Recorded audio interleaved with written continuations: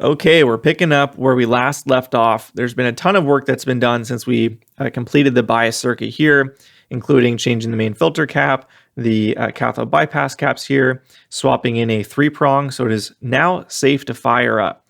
And obviously you can't check the bias without turning the amplifier on, so we had to get all that done before we could pick back up with the adjustable bias mod here to confirm or fine tune it. So we've got the multimeter connected here to this leg. This is going to be telling us what the negative voltage is. And we have a Eurotubes bias probe. You can purchase these online for about $100. And this is a great, helpful tool for you to be able to check the bias on all of your amplifiers that use a 8-pin socket. So 6V6, 6L6, things of that nature. Now, this amplifier has its original rectifier and power tubes in it. They might be weak, they might be strong. We're not totally sure, probably leaning more on the weak side if I had to guess. So we might check the bias with some modern tubes as well as the original ones just to see how that varies when we're fine tuning and setting it. And I'm kind of use that as a use case to show why you would want to do this mod in the first place. But regardless, we're going to go ahead and move forward. So we got the amplifier connected over to a load here. This is an 8 ohm load. We've got all of the knobs turned to their minimum.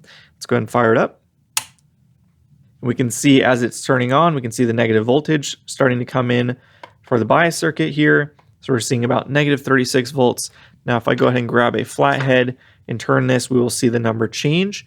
It will go to a higher negative, or I guess a lower number, but a higher negative number as I turn it counterclockwise. And the more negative voltage you have here, the colder the bias is. So it's a little confusing because you're dealing with negatives, obviously. So if you want to have a warmer bias, then you need less negative voltage, which is fairly intuitive, I think. And then how we have this laid out is we have, again, a 22K resistor and a 10K pot, and they're together in series. So what's happening right now at its coldest bias setting means we have the most resistance. So right now we have a 22K plus a 10K. So if we were to measure the resistance from this end to this end, it would be roughly 32K, somewhere in that range. Now, if I turn it the other way to get our warmest bias setting, you can see we're now getting, back down to negative 37-ish volts here. And this basically, in effect, is just the resistor. This is basically set to 0 at this setting. So we're just dealing with 22K resistance. And I'll go ahead and just show that. So I'll turn the amplifier off because you can't do it with voltage going through. And we'll switch our multimeter over to ohms, and we'll move this over to the leg of the cap here. I guess we can go to this right there. And we'll go ahead and switch it over to ohms now to show us. And I guess we could show first what the resistor measures by itself. So that resistor is supposed to be a 22K, seems to measure pretty close to 22K, thereabouts. So now if we put the pot in circuit with it, it should be basically the same, and it is 23K. Now if I turn this again all the way to the other side, it'll be 10K plus 22K, so we're getting about 32K. So hopefully that makes that fairly clear on how the bias works there, or how you want to set it. So now let's go ahead and turn it back up. I've already tested this, and I know it's normally when you would first start it up, you would want to have it at the coldest setting, check the bias, and then slowly warm it up. I've already done that in the last video of the overall series for this amplifier. We saw it was still quite cool all the way up, and it's really the closest to operating an operational bias that you would expect for an amplifier like this. So we're just going to do that for now, just to show the numbers here. So I'll flip it back on, and then you'll see this lights up. And it's going to give us two numbers, your plate voltage and your plate current. So now to calculate the bias, there's a few ways you can do this, but the easiest way is to go to the Rob Robinette website and look up his tube bias calculator. You're going to select your tube type. This is a 6V6 GT. There's another version of a 6V6 which is older, which is non-GT, which is 12 watts. Any amplifier you run into 9 times out of 10 will be a 6V6 GT. So that's a 14 watt tube. Now the plate to cathode voltage, that's that plate voltage number right here. So we can see we're getting just about 400. So we'll go ahead and put in 400, and then we're going to scroll down all the way to tube dissipation using plate current. So now we have plate current here, and it looks like we're getting about, it's fluctuating between 18 and 19. Let's put it to 19. And this gives us 54%, 54.3%. Now, this is not black and white where it has to be this exact number for it to be working correctly, especially with an amplifier like this, a Princeton, where the tremolo is fed off of the bias here. They're interconnected. So if you mess with the bias too much one way or the other, you are going to mess with the tremolo in the process. So it's kind of a balancing act a little bit with a Princeton. And 54% is actually pretty good. If that was what I got somewhere around the middle of the range of this pot, I would be totally happy with that. However, that's the warmest we can go. And I usually like to have my Fenders around 60% with some headroom to go either way, because again, we don't know how strong these tubes are. So I just set the trim pot there to the middle setting just to show how that changes it. And we can see now our plate current is lower. It's now at 11. Our plate voltage goes up. So those do work as you adjust the bias there. They have an inverse relationship with each other.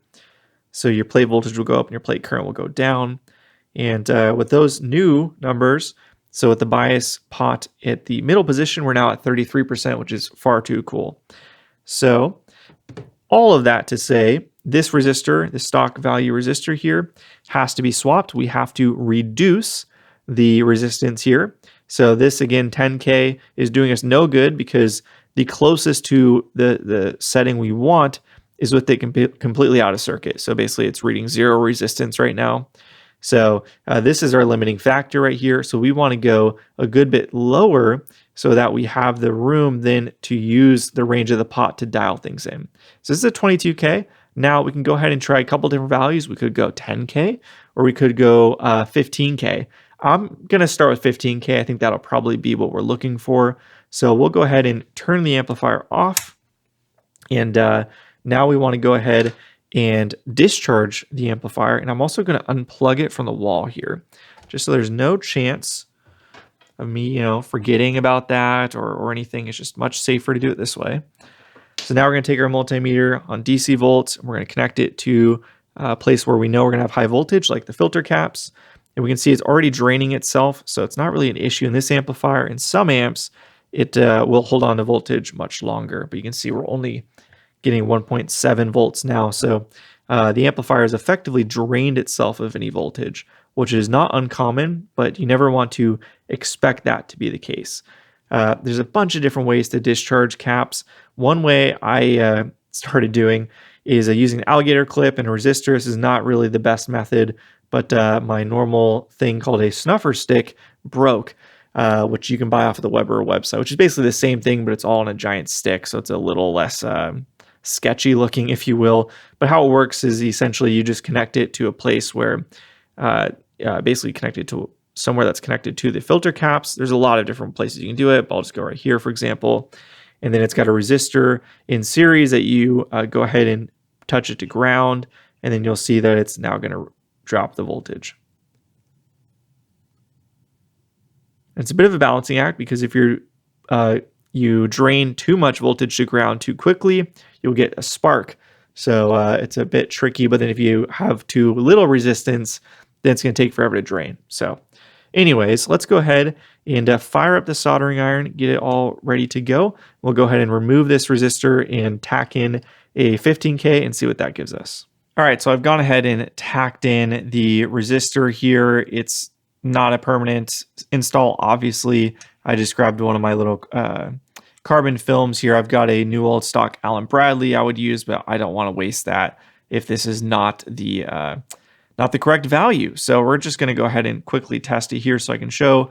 Again, at this setting on the pot is basically doing nothing. So this is just 15K resistance, and then I will have a range from 15 to presumably about 25. There we go. And as we saw before, 22K resistance gave us roughly 50% plate dissipation. So that means right about here on the pot should give us about 50%, which means we should be able to get, be right about perfect, about halfway in the range, around 20K. So that's the hope. Let's go ahead and test it really quickly, and then we will install something proper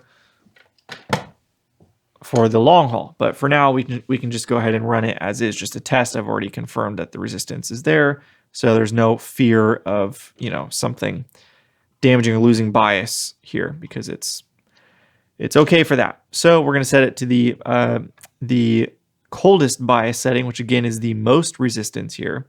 And we'll go ahead and flick it on. Let's make sure we plug it back into the wall. That gives us 74%. So we were almost right on the money there. So basically we want to go just about there. Realistically, 15K, the gap between 15K and 22K is a little too big. It's so close. Look at that. So kind of the optimum value that we want with adjustable bias gets us about 20K to get there. So with the 22K resistor, obviously we're always going to be a bit too cool. We're about 2K off, which is a bit frustrating. So actually 15K is the right value here, since there's nothing readily available in between 15K and 22K. So we're going to go ahead and move forward with this. We took a couple side streets and a couple of bumps along the way to get to the fairly obvious conclusion here, but you guys got to see the process of doing this. So here we've got a new old stock 15K resistor. Let's go ahead and measure what it actually gives us, keeping in mind that we want to get about 20K. So this is right on the money, 15K. So this will be perfect and kind of exactly what we need. So now let's go ahead and confirm there's no voltage in the amplifier. Get the soldering iron back out and swap in that new resistor. Cool, so we should be good to go now to check that bias. So it looks like we're getting about 376, 377 in 26 plate current, which puts us right at 70% plate dissipation. So now I want to go ahead and just compare. We'll do a quick little audio test here. We're going to go ahead and get it down to 60% and see if there's really an audible difference or not. So we know 50% on the pot gives us 70%. Let's see what that gives us. Okay, 397.21 gives us 60%.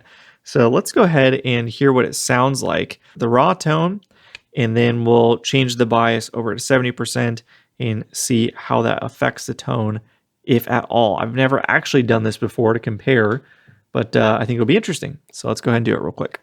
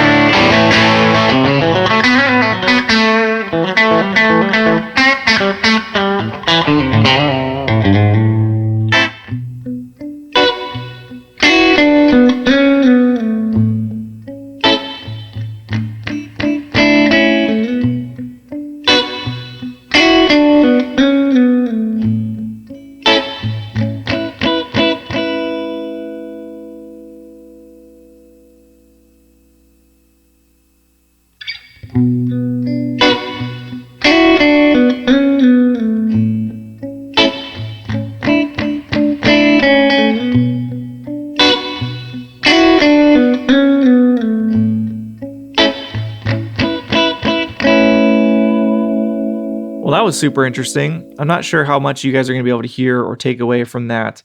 And I apologize if there's a lot of noise going on in the background. It's not the amplifier. It's very, very quiet. I'm playing a Jazzmaster like a foot away from the amp out of its chassis. So it's just picking up a lot of transformer hum and all of that fun stuff.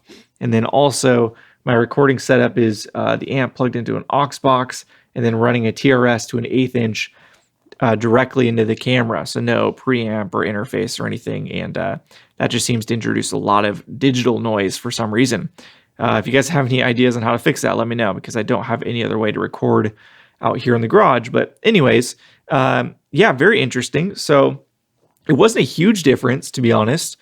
And I think part of the reason why it was maybe a bit less of a difference than you might hear in other amps is just how clean this thing is.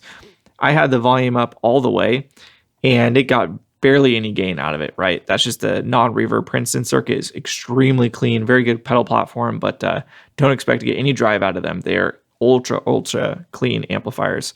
So that might be part of it, but definitely with the warmer bias, we're going between 70%, which is roughly noon on the bias pot there, to maybe at the lowest setting, minimum setting, probably in the mid 40% range, up to about the mid 50% range.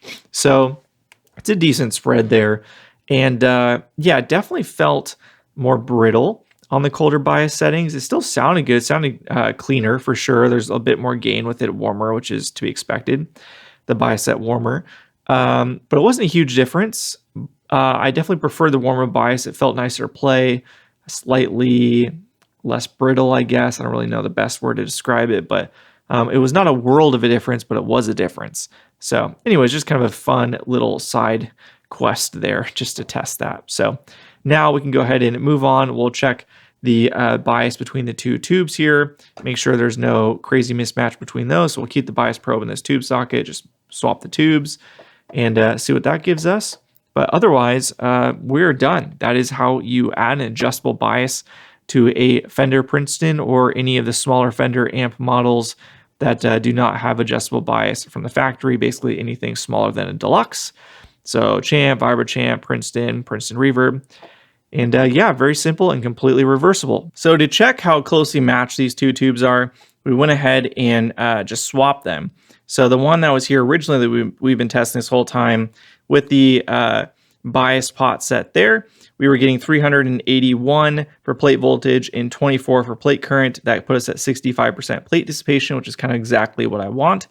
And then I swapped the two tubes, and so now the one that was in this socket is in this socket where the tube bias probe is, and we're now measuring 385/16. So let's go ahead and check what that puts us at. That'll be definitely quite a bit cooler. So 385 volts for plate current, 16 for plate voltage for plate current. So that puts us at 44%. So we're going from 65% one tube and 44% for the other in the same tube socket. So they're not closely matched at all. Now, it's not the end of the world. The amp is still silent. Normally when they're mismatched a good bit, you get some additional hum. The amp sounds pretty quiet to me. So I'm not really concerned about it. The tube sounded good to me as well. But I guess just a note for the owner. Out of curiosity, let's grab a pair of brand new JJs and see what those bias at. So these aren't new, but they are a matched set from Tube Store. Perfect pair, both 32. All right, let's go ahead and flip it on now. Huge difference right off the bat here. And again, this is where the adjustable bias comes into play, because changing tubes can result in a dramatically different bias. So it's still warming up, but it's not going to change a great deal from what it's at right now. So 363 for plate voltage, roughly. Plate current about 26. And that puts us at 67%. So one of those original RCAs here that was in it measured 44%, and nothing else changed, just the tube swap. We're now getting 67%. So an even warmer bias. Huge difference. So if you wanted to get the old RCA up there, you'd have the headroom to be able to adjust the bias pot to get it there, or to reduce the new tubes down to what the old tubes were or running it. If you wanted to, you have the range. So that's very helpful. Now, just to show as an example, we'll swap the two tubes over, keep it exactly like we did before, just so you can see a match set, how they should measure pretty much the same. So we should be seeing roughly 26 for plate current and roughly 360, 365, somewhere in that range for plate current. And we're dead on. So 363 and 26, so it's exactly what the other one measured. So that's what you want to see for a perfectly matched pair of tubes.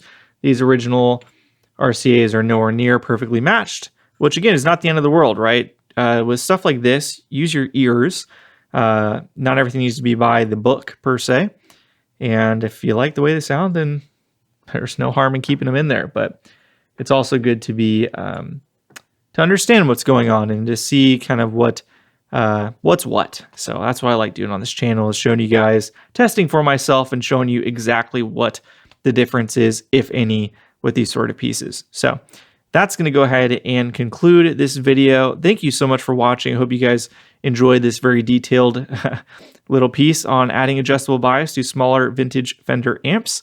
If you have any questions, drop them in the comments. If you like the video, give it a thumbs up, and subscribe if you want to see more stuff like this. And until next time, see you guys.